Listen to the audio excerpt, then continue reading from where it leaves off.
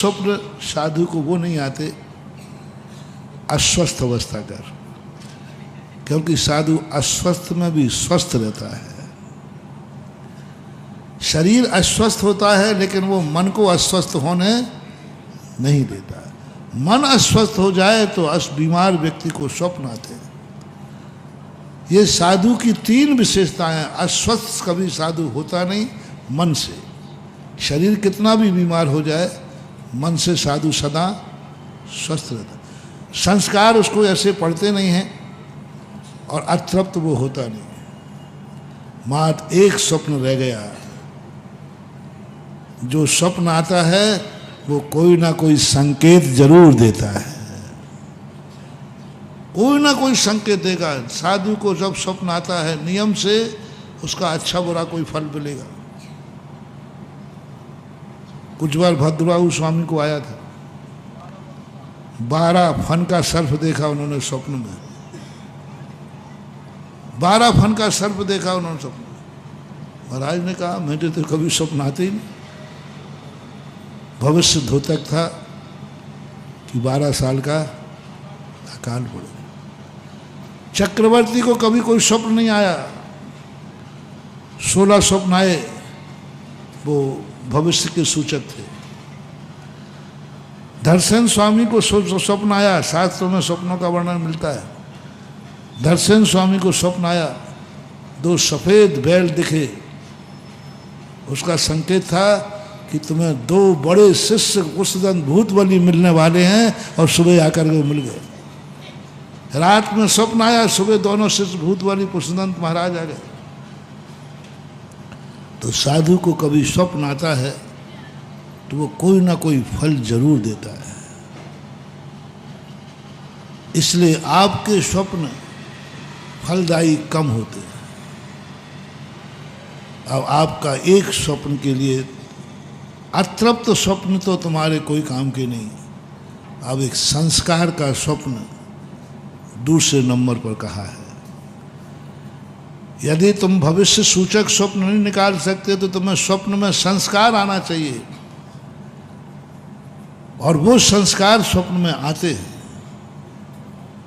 जो दिन भर में संस्कार पड़ा है, जो दिन भर में कार्य किया है, दिन भर में कपड़ा फाड़ा है, तो स्वप्न में भी तुम कुर्ता फाड़।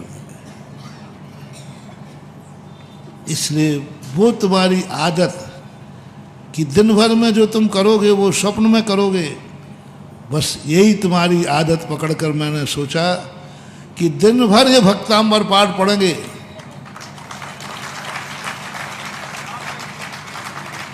दिन भर तुम कपड़ा फाड़ोगे तो स्वप्न में क्या फाड़ोगे, और दिन भर तुम भक्तांबर पढ़ोगे और बेहोश भी हो गए तो तुम्हारे मुख से भक्तांबर निकलेगा। संस्कार, इसलिए संस्कार दिए जाते महानुभाव। कल तुम बेहोश भी हो सकते हो, कल तुम्हारा मन विक्षिप्त भी हो सकता है, कल तुम्हारा बुढ़ापे में सेंस नहीं होगा, तो भी यहां वहां की बातें मुंह से नहीं निकलेगी। क्या निकलेगा? नमोकार मंत्र भक्तांबर पाठ निकलेगा। कामा में पड़ा है, बेहोशी में पड़ा है, गर्मी चढ़ गई और पढ़ रहा है भक्तांबर प्रणति मौल मणि मुद्योत कंदलित पाप तमोविता सम्यक प्रणम्य जिन पाद योगम योगादा बालम वनम भव जले पतताम जनम। इस संस्कार डाल लो। मैं भगवान को सुनाने के लिए भक्तांबर नहीं करा रहा हूँ। बेचारे भगवान दिन भर अकेले बैठे रहते थे तो हमने सोचा चलो 2-4 नहीं, उनके सामने तुम्हें संस्कार पड़ जाए। और ये संस्कार उस समय जब तुम्हारे बुढ़ापे में तुम इंद्रियां काम नहीं करेंगी, मन काम नहीं करेगा, आंखें काम नहीं करेंगी, कुछ भी नहीं पहचान होगी तुम्हें। और ऐसा बुढ़ापे में प्रायः होता है कि नहीं बोलो? बुढ़ापे में ऐसा होता है कि नहीं? कुछ नहीं पहचान पा रहा, कुछ भी नहीं। उस समय संस्कार काम आएगा। मैंने अपनी आँखों से देखा, एक एलक जी थे, वृद्ध थे, वो कोमा में चले गए, कोई भी होश नहीं। 2 कार्य की संज्ञा उनकी जागी, कुछ भी दे दो, कुछ भी करो, कुछ नहीं होता था, कुछ नहीं उनके एक्टिविटी। और जैसे ही माला हाथ में देते हैं, माला फेर लगे, क्योंकि दिन भर वो माला ही फेरते थे, दिन भर वो माला ही फेरते थे। और जैसे उनके हाथ में माला दो, जब भी दो, बस शुरू हो जाते थे, उनका अंगूठा यूं चलना चालू हो जाता था। आचार्य ने कहा, देखो ये है संस्कार,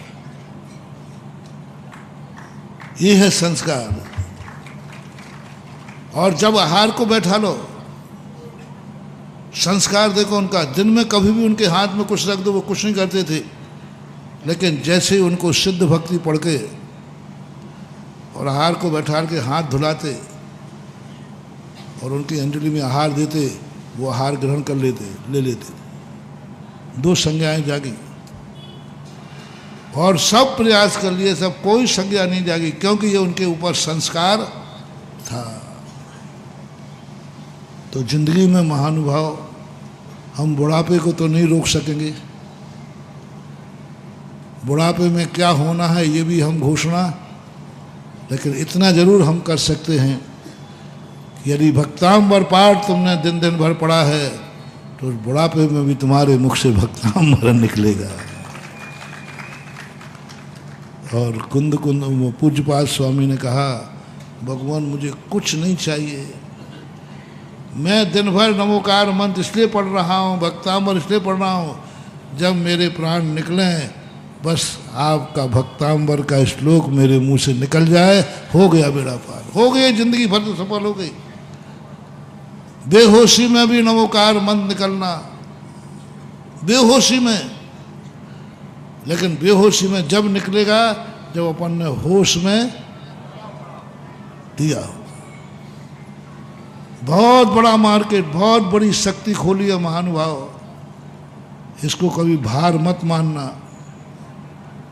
अब महाराज आए, सौंप गए 24 घंटे की आफत, हाँ सौंप गए 24 घंटे। बताओ, सुबह ही तो मुश्किल से जा पाते थे, अब दिन भर के ये और हो गया, नहीं मानना। खैर तुम बद्दुआ दोगे भी तो मेरे ऊपर कोई फर्क पड़ने वाला नहीं है, क्योंकि मेरा भाव तुम्हें परेशान करना नहीं है, मेरा भाव तुम्हारा उद्धार करना है, इसलिए कोई फर्क नहीं पड़ता। जय जैन दोस्तों, अगर आपको मेरी वीडियो अच्छी लगती है तो प्लीज़ मेरे चैनल को लाइक, शेयर, सब्सक्राइब करिए और इसी तरह से अपना प्यार देते रहिए। धन्यवाद।